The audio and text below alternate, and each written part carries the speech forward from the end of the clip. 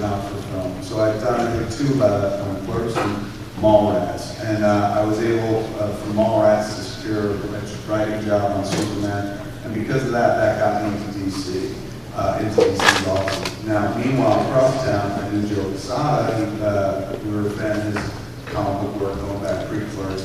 Mallrats, he did the Jay and Silent Bob piece, the opening credits, Scott Ashton and stuff, his character. So he was given editorial control over a bunch of Marvel characters, which their editorial imprint was Marvel.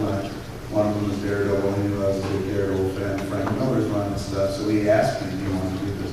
Now, I've been making it known for like 2 years that I was a massive comic book fan. Clerks, you don't see it too much.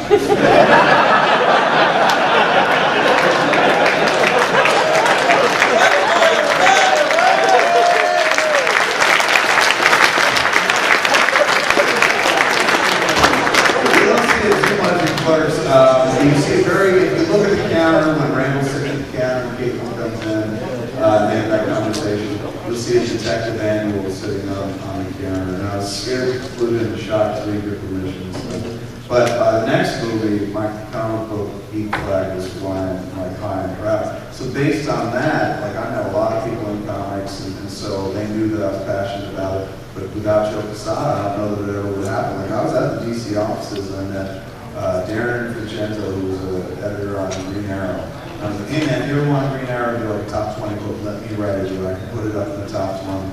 And he looked at me like, who is this fat asshole? And so years later, I did wind up working on Green Arrow, but it was Joe Quesada first. He was just like, hey man, why don't you write Daredevil? And first I said, yeah, and then I said no. Like after I said I agreed to it, and then after, I guess about a week, maybe 2 weeks, I called him up, I was like, dude, I can't do this. This is just too nerve-wracking. I can't fucking step in Frank Miller's shoes. I'm not a good writer. I don't like comic books.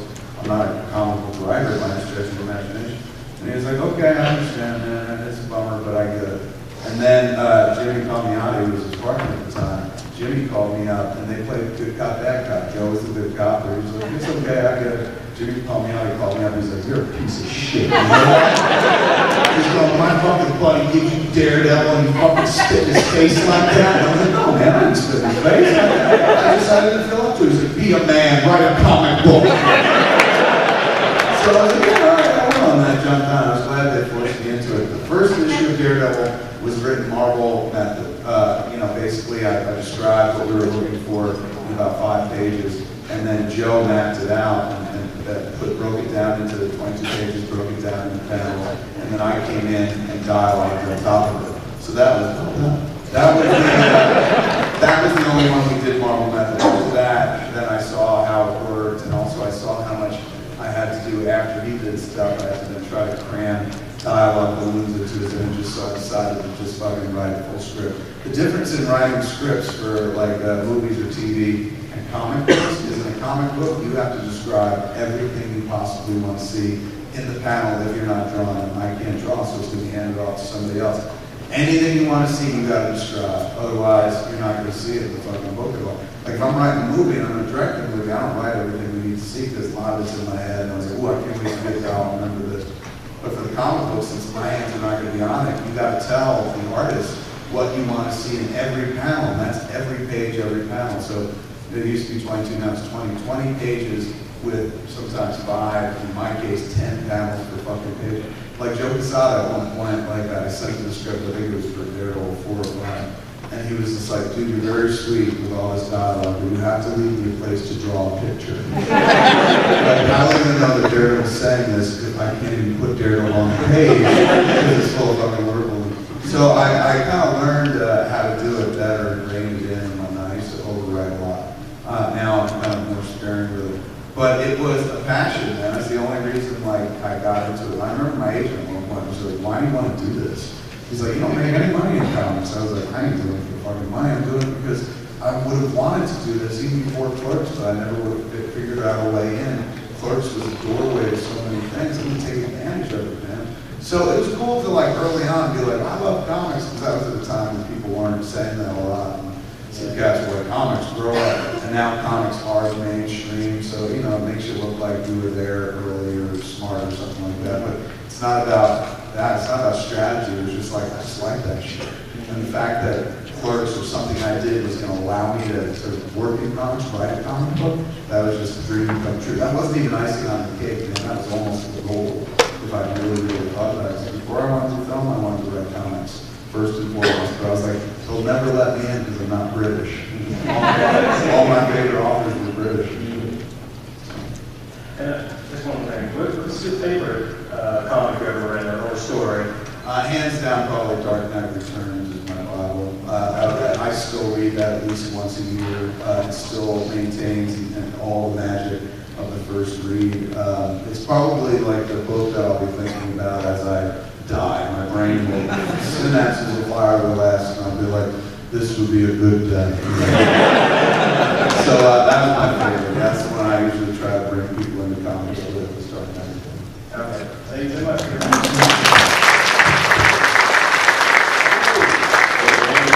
John. Hello. So I'm in recovery, and with this amount of people in there, there are probably other people in recovery.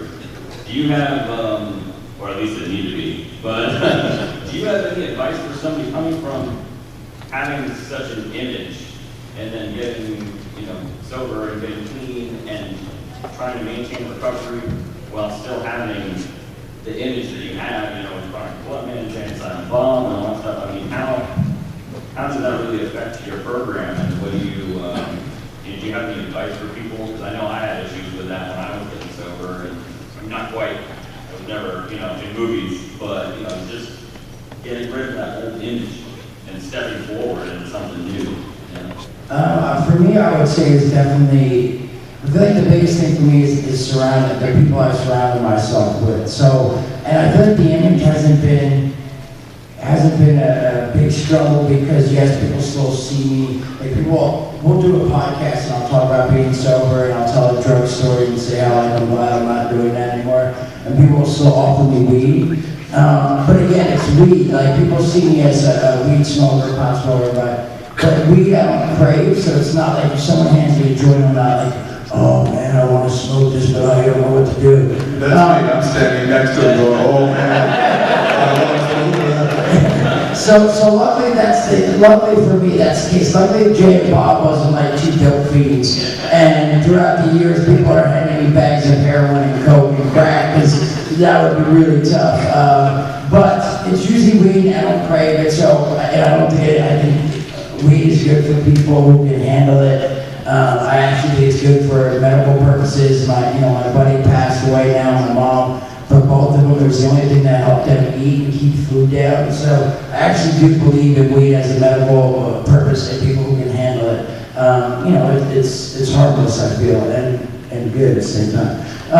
But luckily no one ever comes up and offers me painkillers or heroin or anything like that. And as for like who I used to hang out with and staying away from it, I mean, I only got high with a few people, and none of them were really my friends, so it wasn't hard to stay away from them when I got done with it, luckily. I would imagine in those certain situations, people are like, there was girls I was dating I was really close with, but by the time I got sober each time, they sort of got pushed out, like, we broke up because one of us couldn't handle it anymore and tried to get better, and then we didn't talk anymore, and we checked in with each other to see if we were doing okay. But it wasn't hard to stay away from the people, I'm saying, when I was getting high with.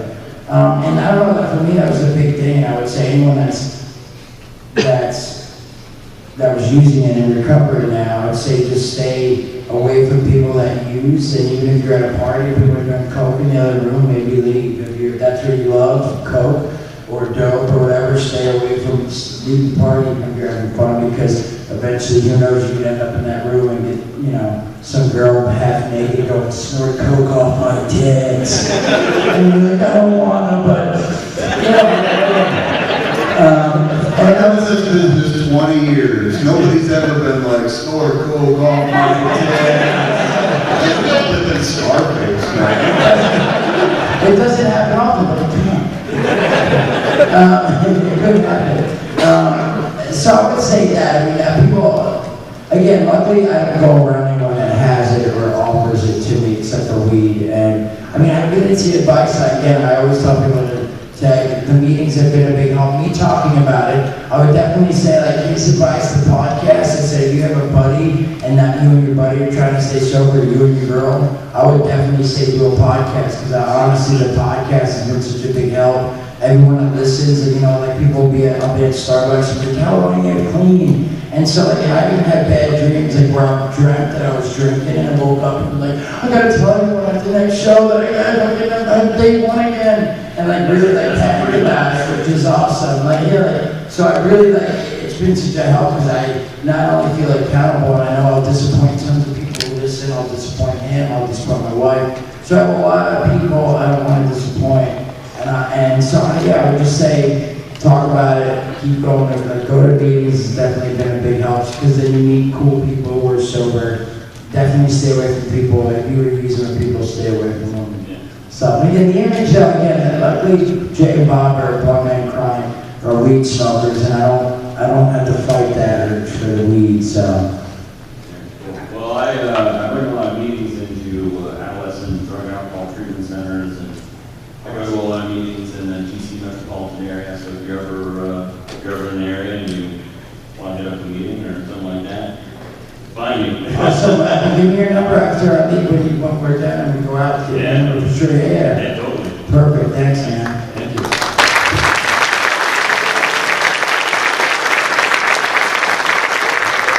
That feels like one we should dive back into the show proper, and thanks for standing. We're going to stop the Q&A and dive back into the show itself.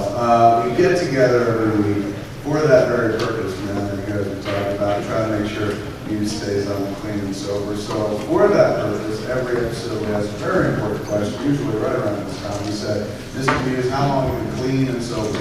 3 years and 69 days today.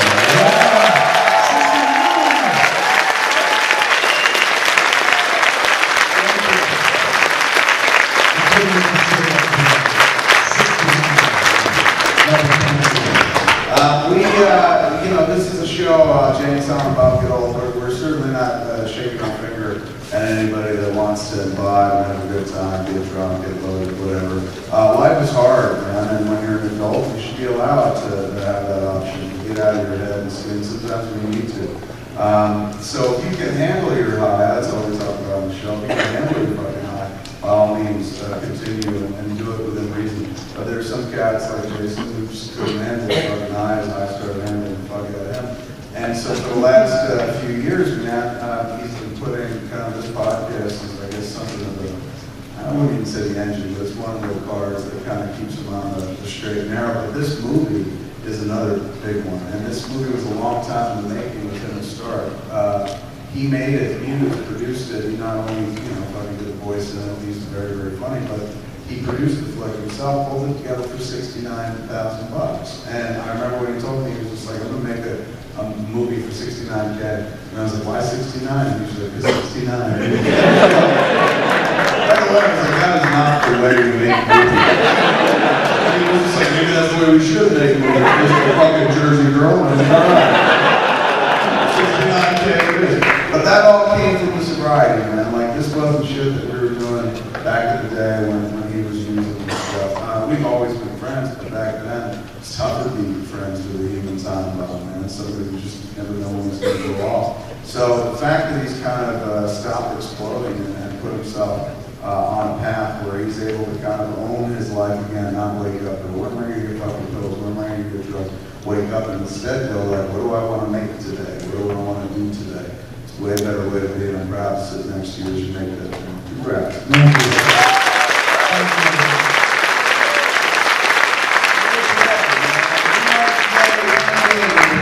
Sound Bob Get Old, and it's called Let Us Fun. The game is very simple. It's after all this sitting around and talking bullshit, we gotta get up and we gotta move and stuff. Like the president's wife's always telling us, exercise, you fat piece of shit. So what we do with Let Us Fuck is this simple, man. It's a sex miming game. You don't have to worry. It's not real penetration. It's fake penetration. We pick 3 people, we pair you up with Jason one at a time. We give you the name of the sexual position to recreate. We don't give you a normal shit like missionary style or doggy style. We give you more inventive things. things that we like to see done, sexual positions don't necessarily exist, but fucking should. So if I said to Jason something like, hey man, show us what the Ewok cock block looks like, Jason would go something like this.